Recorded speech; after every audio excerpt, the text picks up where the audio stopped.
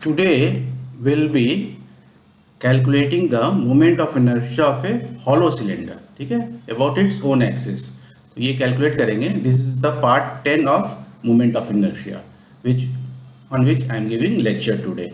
ठीक है, तो क्या करेंगे हम लोग hollow cylinder का moment of inertia calculate करेंगे about its own axis. own axis यहाँ पे कौन सा है? If आप पिक्चर में देखो y dash, तो ये मैं लिख देता हूँ. own axis का मतलब y dash about y dash axis हम लोग कैलकुलेट करेंगे.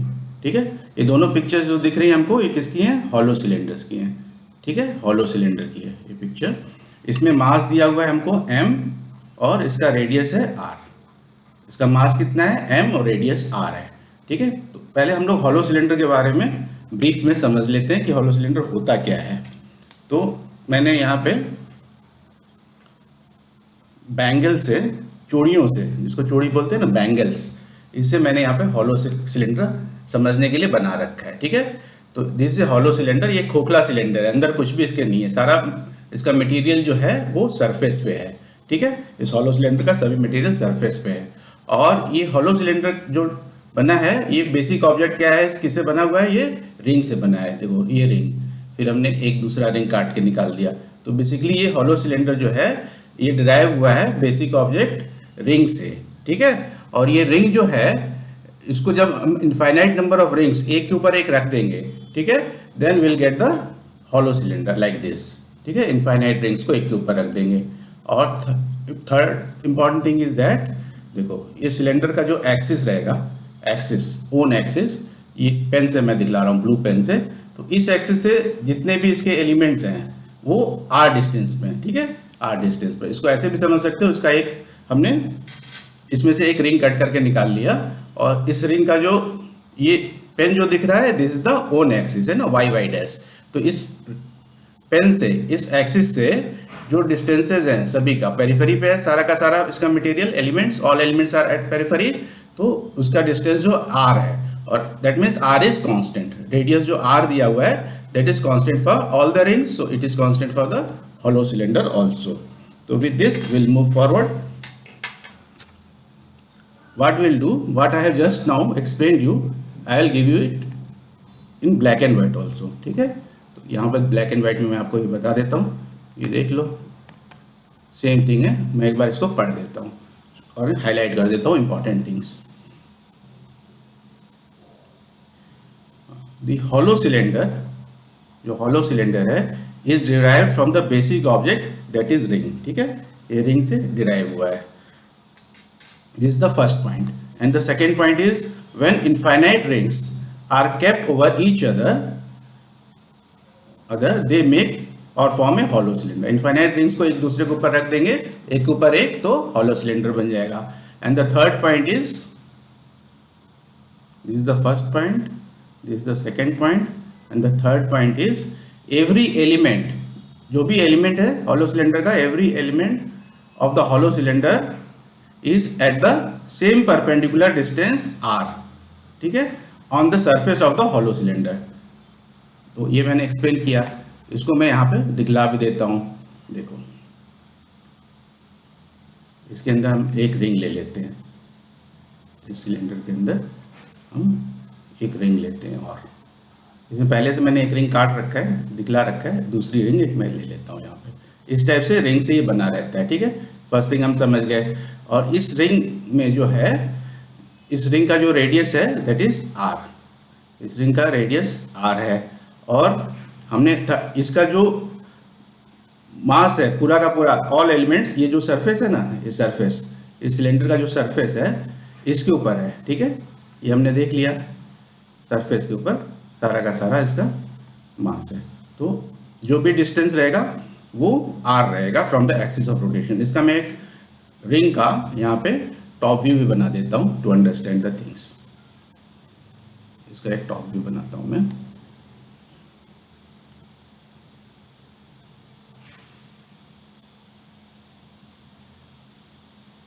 ये टॉप व्यू बना दिया. ठीक है, अब देखो इसका सेंटर ये O है, तो O से जो भी डिस्टेंस है that is R. Radius is, तो तो आर इज कांस्टेंट। आर क्या है? R is constant. तो ये 3 पॉइंट्स आप नोट कर लो जो मैंने बताया, सो that you can prepare exhaustive notes. ठीक है, now will make the derivation of, will do the derivation of this moment of inertia for this hollow cylinder. तो मैं क्या करता हूँ, यहाँ पे मैं एक रिंग ले लेता हूँ, एलिमेंटल रिंग जिसको बोलते हैं, इस सिलेंडर के अंदर लेता हूँ, सो that you can easily understand. ले लिया रिंग, एलिमेंटल रिंग ले लिया। ठीक है, इसका रेडियस r है, ये रेडियस r है और इसका r है। ठीक है, इसका रेडियस जो है r है और इसका जो मास है इस एलिमेंटल रिंग का, वो मैंने स्मॉल मास dm ले लिया। ठीक है, तो इसमें जो फर्स्ट स्टेप रहेगा क्या रहेगा, पहले हम लोग क्या करेंगे, इस रिंग का जो मैंने अभी कट किया है इस हॉलो सिलेंडर में, उसका हम लोग मोमेंट ऑफ इनर्शिया निकालेंगे। तो हमने मोमेंट ऑफ इनर्शिया का जो पढ़ा था, रिंग के का मैंने कराया है जो लेक्चर, उसमें आपको हमने बताया था कि रिंग का जो मोमेंट ऑफ इनर्शिया रहता है, ये समझ लो पहले, moment of inertia of a ring, of A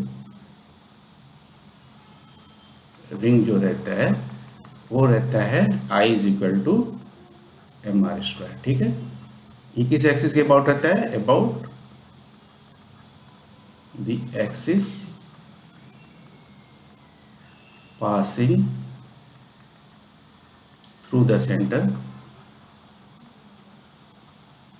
through the centre and perpendicular to the plane, perpendicular to the plane।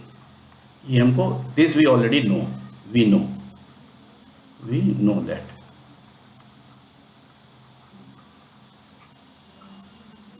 ठीक है, mr², this we know। so अब इसको लेके, इस फॉर्मूले को लेके हम लोग इसका डेरिवेशन करेंगे। तो इस एलिमेंटल रिंग का जिसकी मैं बात कर रहा हूँ, जिसको मैंने सिलेंडर के अंदर दिखा रखा है, इसका मोमेंट ऑफ इनर्शिया क्या होगा, moment of inertia of an elemental ring about the axis y dash. ठीक है, क्या होगा बच्चों, small moment of inertia D is equal to, इसका मास कितना है यहाँ पे हमने लिया है, dm लिया है, dm इंटू r² हो जाएगा। यहाँ पे ऊपर लिख रखा है मैंने, यहाँ देखो, m की जगह क्या आ जाएगा, dm आ जाएगा, और रेडियस तो सेम ही है, r है तो r² आ जाएगा। तो दिस इज आवर इक्वेशन 1। ठीक है, moment of inertia of elemental ring about axis, about the axis y dash. ठीक है, अब हमको मोमेंट ऑफ इनर्शिया पूरे हॉलो सिलेंडर का निकालना है, कंप्लीट हॉलो सिलेंडर का, होल हॉलो सिलेंडर का निकालना है। तो क्या करना पड़ेगा, इस इक्वेशन को इंटीग्रेट करना पड़ेगा। एक रिंग का सभी रिंग्स की मोमेंट ऑफ इनर्शिया को हम लोग ऐड कर देंगे। ठीक है, तो moment of inertia of hollow cylinder about the axis y dash. y dash क्या है, इट्स ओन एक्सिस है, मैंने ऊपर अभी बता रखा है, यहाँ पे देखो y डैश ओन एक्सिस है। ठीक है, इसी एक्सिस के अबाउट निकाल रहे हैं हम लोग। तो इसको क्या करेंगे, अभी हम लोग इक्वेशन लिखेंगे, यहाँ पे क्या करेंगे, दोनों साइड को इंटीग्रेट कर देंगे। इक्वेशन 1 को, integration of D is equal to integration of dm r²। ठीक है, और r अभी मैंने एक्सप्लेन किया, यहाँ पे r इज कांस्टेंट, तो r इंटीग्रल के बाहर आ जाएगा, r² बाहर रहेगा, अंदर dm रहेगा, और इंटीग्रेशन ऑफ di क्या होता है, I होता है। This we know already. अब क्या है important thing, we should know that जो ये dm है, dm इंटीग्रेशन ऑफ dm, ये क्या रहता है, इंटीग्रेशन ऑफ, यहाँ कर देता हूँ मैं,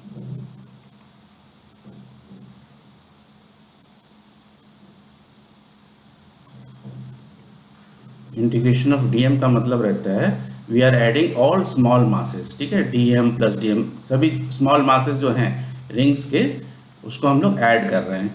तो सभी को ऐड करेंगे, सभी स्मॉल मासेस को, तो finally will get the mass of the total mass of the hollow cylinder, m, capital M मिल जाएगा। This is total mass of the hollow cylinder, total mass of the hollow cylinder.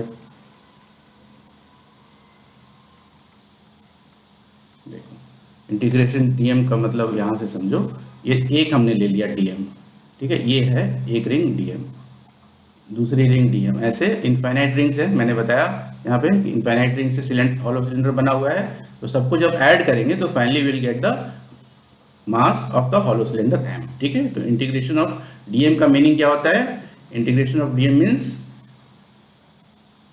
Integration of dm का meaning होता है की value होती है m, that is the complete mass, total mass of the hollow cylinder in this case, ठीक है।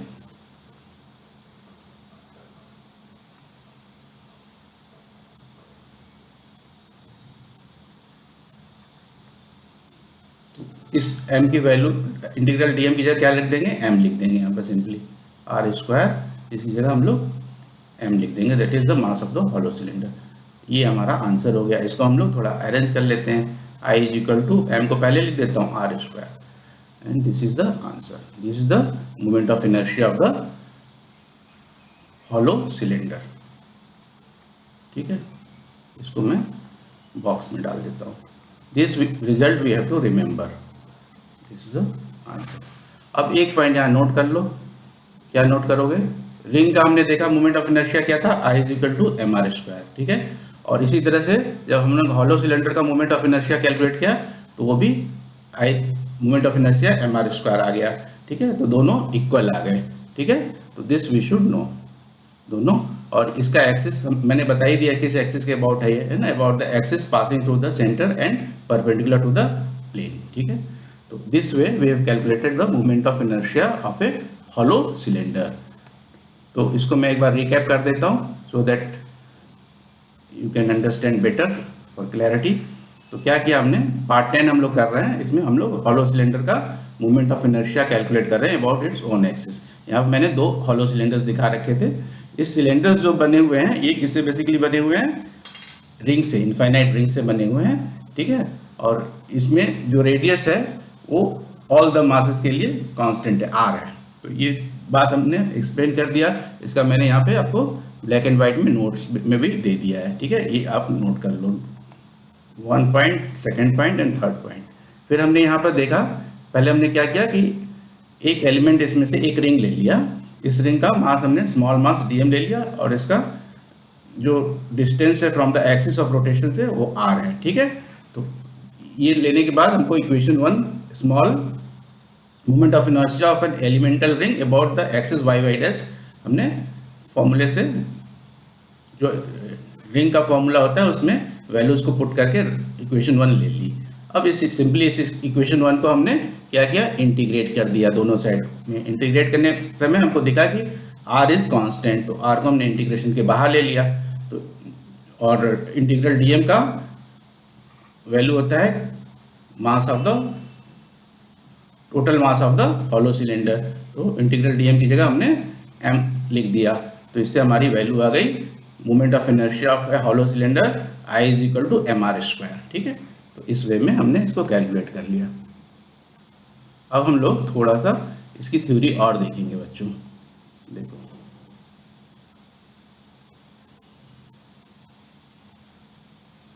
यहाँ पे हम लोग क्या देखेंगे? Mass distribution end moment of inertia of a hollow cylinder, ठीक है। Mass distribution end moment of inertia of a hollow cylinder, इसमें क्या रिलेशन रहता है? तो यहाँ पे मैं एक्सप्लेन करता हूँ, ध्यान से देखो। ये जो है ये रिंग है, ठीक है। It is the basic object from which this hollow cylinder is derived. ये तो अभी हमने ऊपर देखा, ठीक है, हॉलो सिलेंडर।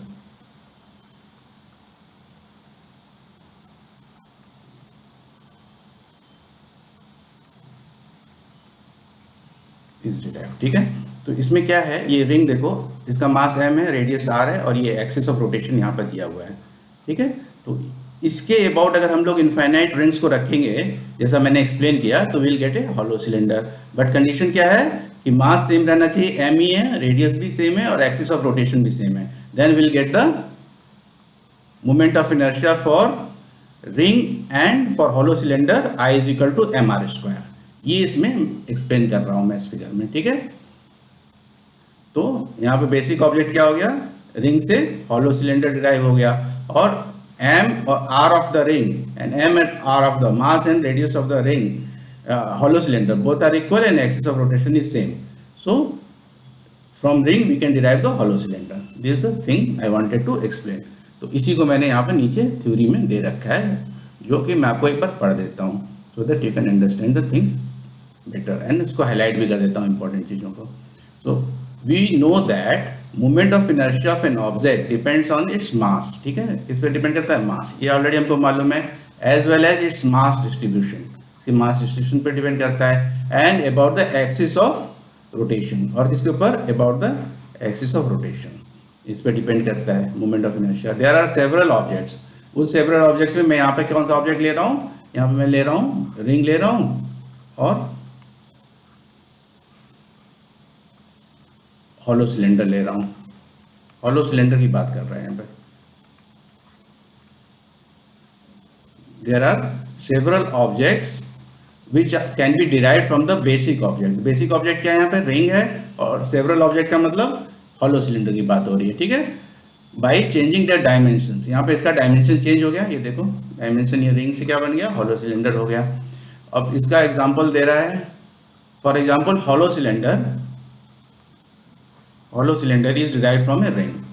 अभी बताया मैंने, इस moment of inertia will also remain the same, इस दोनों की मोमेंट ऑफ इनर्शिया सेम रहेगी, I is equal to mr square, that is mr square है ना, same as ring, that is mr square. अब इसको नीचे समराइज कर दिया है, we can say that if size of a body in any और ऑल डायमेंशन इज इंक्रीज्ड, यहाँ पे इंक्रीज कर दिया है, size of the body is increased in such a way that its mass distribution, ये important है, its mass distribution about given axis of rotation remains same, then expression of moment of inertia also remains same. तो I की value दोनों के लिए same रहेगी, यहाँ पे I is equal to mr square दिख रही है. So with this we have understood the complete concept and derivation of the moment of inertia of a hollow cylinder, ठीक है. हॉलो सिलेंडर का हमने कंप्लीट कॉन्सेप्ट समझ लिया, उसका मोमेंट ऑफ इनर्शिया को हमने इसका डेरिवेशन कर दिया, I is equal to mr square आया moment of inertia hollow cylinder का. तो with this I say that now we have understood everything very clearly. So in the next class what will do, in the next class will calculate